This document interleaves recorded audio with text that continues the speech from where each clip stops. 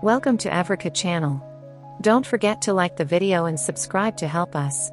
The Rolls-Royce of EVs comes with all the drama, serenity, and sheer comfort you'd expect from Rolls, and then some. When Rolls-Royce handed us the keys to its new all-electric $422,750 Spectre Coupe and subsequently insisted we compare its silent operation to that of its $354,750 Ghost sedan, it was a bit like elbowing Travis Kelce out of the way for a date with Taylor Swift, only to be asked whether you'd prefer Sydney Sweeney. For gender balance, feel free to insert Ryan Reynolds or Patrick Dempsey here. Either way, picking nits with the Ghost, a standard-bearing luxury sedan powered by the Mark's Whisper Quiet, Swiss Watch Smooth V12 engine, as a way of highlighting the Spectre's engine-free benefits feels deliciously deviant. Is this some kind of undiscovered kink, or a casual Tuesday for the people who can afford to choose between either Rolls-Royce? Whether an electric Rolls-Royce is a better Rolls-Royce isn't as obvious as a throwaway Swiftie reference in the era. In almost every case, replacing an engine with electric motors, even excited synchronous ones like the Spectre uses, nets an automatic forward leap in refinement. Rolls-Royce has spent its entire century-long existence locked in an existential battle with physics to snuff out any off-putting vehicular machinations from the consciousness of its customers.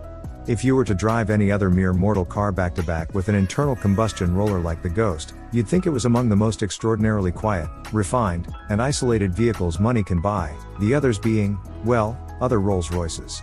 Yet money can now buy you the Spectre, Rolls-Royce's first ever electric car and the rare vehicle capable of betraying the Ghost, which is powered by a zillion tiny explosions managed by 8 forward gears and whose progress is arrested by calipers squeezing spinning metal rotors. The two-door Spectre Coupe is quiet and smooth enough that, were you to not look out its windows while underway, you might not realize it's even moving. As is the case with its gas-swilling siblings, the Spectre is tuned to waft elegantly down the road, thanks in part to its Ghost-derived planar suspension that can decouple the anti-roll bars for a smoother ride, even on its massive optional 23-inch wheels, and reconnect them when turns are detected. Clever accelerator tuning dulls the immediate torque of the electric motors until the pedal is more firmly depressed and the car is well underway, the better to keep the heads of its well-coiffed occupants from undue rustling during takeoff. Perhaps the Spectre's best feature is its sheer mass. At just over 3 tons, it feels incredibly solid. Torsional rigidity is claimed to be 30% stiffer than that of the Ghost, and the sense of the thick body and acoustic glass holding outside noise at arm's length is palpable. The ultra-low 0.25 coefficient of drag helps it cut through the air, too. If its sedate highway behavior starts to lull you into feeling like a baby kangaroo in its mother's pouch, simply aim the Spectre's long hood toward more interesting ribbons of pavement. There, despite its limousine-shaming ride quality and mammoth footprint, the BMW 7 Series-sized coupe comes alive in ways the Ghost can't quite match. Responses from the front and rear electric motors and front and rear steering setups toe a fine line between immediacy and refinement. You're keenly aware of the 584 horsepower and 664 pounds-to-foot of torque from the front and rear motors, the athletic capabilities of that magic suspension, though never overwhelmed by them. Fold in the light steering effort, and the Spectre serves up the sensation of unruffled swiftness. There's an ease to which the Rolls gets moving quickly. Again, this perks up once the car is underway, and the disconnect between the utter silence of it all and the blurring of the scenery outside the windows is nearly unsettling. Rolls-Royce says the Spectre can sidle up to 60 miles per hour in 4.4 seconds, and it feels every bit that quick. Should you require some background vocals for this performance, urgent-sounding noises that play in sync with the speed of the motors can be turned on and off. Next to the near-silent operation and a little button at the end of the Spectre's column-mounted shift wand labeled B, not much about the cabin hints at the electric bits hidden below. That B switch activates the Spectre's more aggressive regen braking mode, enabling one-pedal driving, in which you can simply lift your foot off the accelerator to slow down to a full stop. Tuning of this common EV function mimics that of the accelerator. There's a predictable and gradual slowing of the car during which the motors act as generators and refill the battery. Everything else the driver and passengers touch and interact with is pure Rolls-Royce, which is to say, it's incredible. You're ensconced among the finest materials, sit in supremely comfortable seats, and enjoy an old-world mechanical aspect to most controls. You can manipulate pretty much any common, everyday function using a physical button, switch, or knob, a satisfying rarity among today's cars generally and EVs specifically. Actual chrome roller switches change the temperature of the air blowing at your legs and torso. These can be set separately, with airflow knobs above those labeled in delightfully straightforward terms: off, soft, med, and high, just like in other Rolls-Royces. There may be a huge 102 kWh lithium-ion battery in the floor with automatic thermal controls, but you still manually modulate the flow of air through the cabin's gorgeous metal vents using chrome organ pulls and direct their aim with your own hands. And there are actual preset buttons for the audio system right there on the dashboard.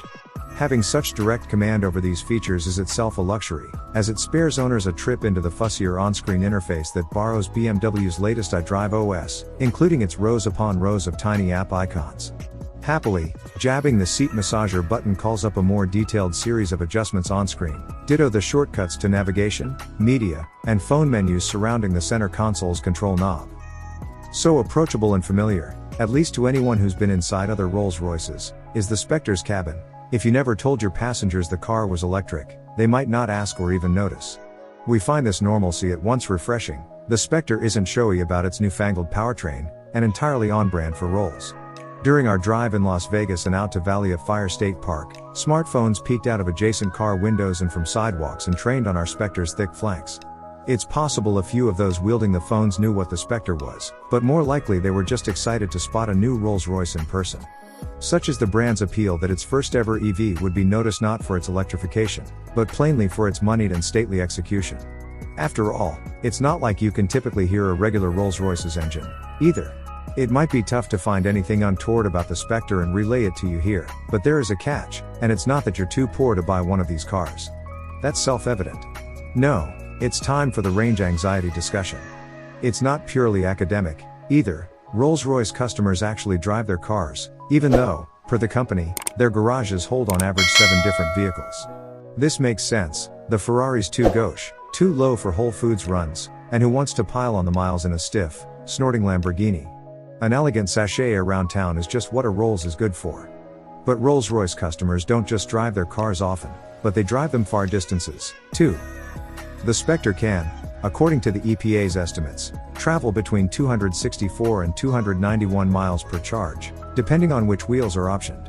Whereas a Los Angeles-based Phantom owner might jaunt up California's coast for a weekend in wine country, visiting 1 or 2 gas stations along the way, which they're not forced to endure for long, wandering Spectre drivers will spend a lot more time parked amongst the unwashed masses at public charging stations. We shudder at the indignity of backing the Spectre up to an Electrify America charger at the far end of a Walmart parking lot, only to reposition it when that charger doesn't work or, worse, a careless Chevy Bolt customer is hogging the faster, higher kW unit even though their hatchback can only accept 50 kilowatts. And forget blending in, you can and will be asked questions about your gleaming 18-foot-long land yacht, and will be forced to either close one of the Spectre's 5-foot-long, rear-hinged doors on your curious charger mates or play along for the 34 minutes Rolls-Royce says it takes to recharge from 10 to 80% at the car's 195 kilowatts DC fast charge rate. At least those doors close at the push of a button or, for the driver, a press of the brake pedal. They also include umbrellas that deploy at the push of a button, useful for the many chargers that lack roofs. Is it fair to bring this up when the Spectre is otherwise a triumph of luxury, technology, and style? When publicly charging it feels akin to landing your Gulfstream at a regular airport in order to plug your iPhone into USB ports in the waiting area at a Spirit Airlines gate, we think so. It's germane to any expensive EV, but more so here given the mitigating potential in the Spectre's money as no object, fulfill every wish fabulosity.